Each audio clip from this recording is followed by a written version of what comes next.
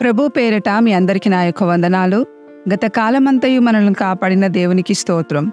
ఈ నూతన దినమును మనకు అనుగ్రహించిన దేవునికి స్తోత్రం చెప్పుచు ఈనాటి దేవుని స్వరము వినుట కొరకు మనం కీర్తనలు 118 9వ వచనమును చదువుకుందాం. రాజులను నమ్ముకొనుట కంటే యెహోవాను ఆశ్రయించుట మేలు. మనం నిన్నటి దినమున మనుషులను నమ్ముకొనుట కంటే యెహోవాను ఆశ్రయించుట మేలని నేర్చుకున్నాం. అయితే ఈరోజు రాజులను నమ్ముకొనుట కంటే యెహోవాను ఆశ్రయించుట మేలు అనే విషయాన్ని మనం నేర్చుకుందాం.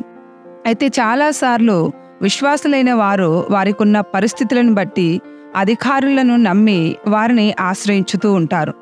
కొంతమంది రాజకీయ నాయకులను, కొంతమంది పోలీసులను, కొంతమంది ఊరు పెద్దలను, కొంతమంది తల్లినో తండ్రినో, అన్నదమ్ములనో అక్కచెల్లెండ్రనో, బంధువులనో స్నేహితులనో ఈ విధముగా నానా రకాల వారిని ఆశ్రయించుతూ ఉంటారు. అయితే మనుషులను ఆశ్రయించు వారి విషయంలో దేవుని వాక్యము నరులను తనకు ఆధారముగా చేసుకొనుచు తన హృదయమును యెహోవా మీద నుండి తొలగించుకొనువాడు శాపగ్రస్తుడు అని సెలవిస్తుంది. అందుకే ఒక విశ్వాసి ఎప్పుడు కూడా మనుషులను నమ్ముకోకూడదు. ఒకవేళ నమ్ముకున్నట్లయితే వారి హృదయం యెహోవా మీద నుండి తొలగిపోయి వారు శాపగ్రస్తులుగా మారుతారు.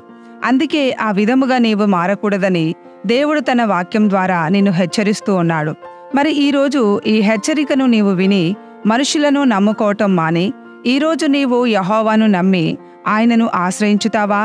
ఆయన నిన్ను ప్రేమించి తన స్వరమును ఈ ఉదయకాలమందున నీకు వినిపిస్తూ ఉన్నాడు.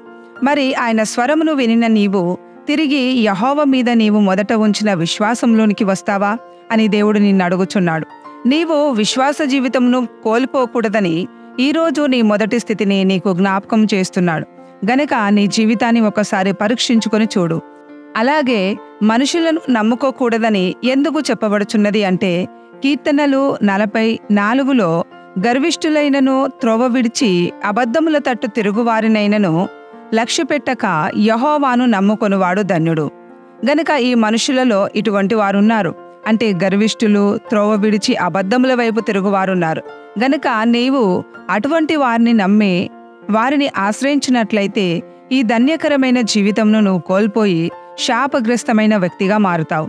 అందుకే ప్రియమైన సహోదరి సహోదరుడా, ఈరోజు ఈ ఉదయకాలమందున నీవు ఎటువంటి జీవితాన్ని కోరుచున్నావు ఆలోచించు. మనుషులు మోసం చేస్తూ ఉంటారు. వారు నమ్మకముగా ఉండరు. వారి ఊపిరి ఎప్పుడు ఆగిపోతుందో తెలియదు. గనక మనము నమ్మదగిన దేవుని మీదనే మన నమ్మకం ఉంచాలి. ఆయననే ఆశ్రయించాలి. కీర్తనలు 146:3 రాజుల చేతనైనను నరుల చేతనైనను రక్షణ కలగదు, వారిని నమ్ముకొనకుడే. రాజులను ఎందుకు నమ్ముకొనకూడదు అంటే వారి దగ్గర అధికారం ఉన్నప్పటికీ వారు ఏమీ చేయలేని స్థితిలో ఉంటారు. వారి వలన ఏమీ జరగదు. గనక దేవుని వాక్యంలో ఈ విధముగా యెషయా గ్రంథము 2వ అధ్యాయము 22వ వచనములో తన నాసిక రంధ్రములలో ప్రాణము కలిగిన నరుని లక్ష్యపెట్టకుము, వానిని ఏ విషయములో ఎన్నిక చేయవచ్చును అని దేవుని వాక్యం సెలవిస్తుంది. గనక మానవుని నాసిక రంధ్రములలో జీవవాయువును ఊదిన జీవము గల దేవునిపై నమ్మకము పెట్టక ఆయనను ఆశ్రయించక ఈరోజు విశ్వాసులైన వారిలో చాలామంది నాసిక రంధ్రములో ప్రాణము కలిగిన నరులను నమ్మి వారిని ఆశ్రయించుచున్నారు. అంటే ఇది ఎంతో విచారకరమైనది, ఎంతో బాధాకరమైన విషయమై ఉన్నది. సరి అయిన విశ్వాసి ఎన్నడూ కూడా ఈ విధముగా నడుచుకోడు. కాబట్టి ఈరోజు నీవు రాజులను, నరమాతృలను, నాసిక రంధ్రములో ప్రాణము కలిగి ఉన్న వారిని నమ్మి వారిని ఆశ్రయిస్తావా? లేక జీవము కలిగిన యెహోవాను నమ్మి ఆయనను ఆశ్రయిస్తావా? గ్రహించుకొని ఈరోజు దేవుని ఎదుట ప్రార్థించు. ఇన్నాళ్ళు నేను నీ వాక్యానికి భిన్నంగా జీవించి ఉన్నాను, కానీ ఈ రోజు నుండి నేను నిన్నే నమ్మి నిన్నే ఆశ్రయించి నేను ధన్యకరమైన జీవితాన్ని జీవించుతానని సమర్పించుకో. దేవుడు నిన్ను కనికరించి మరలా విశ్వాసంలో బలపరుస్తాడు. ప్రార్థన చేసుకుందాం. పరిశుద్ధుడైన మా గొప్ప దేవా, ఈ ఉదయకాలమును బట్టి నీకు వందనాలు.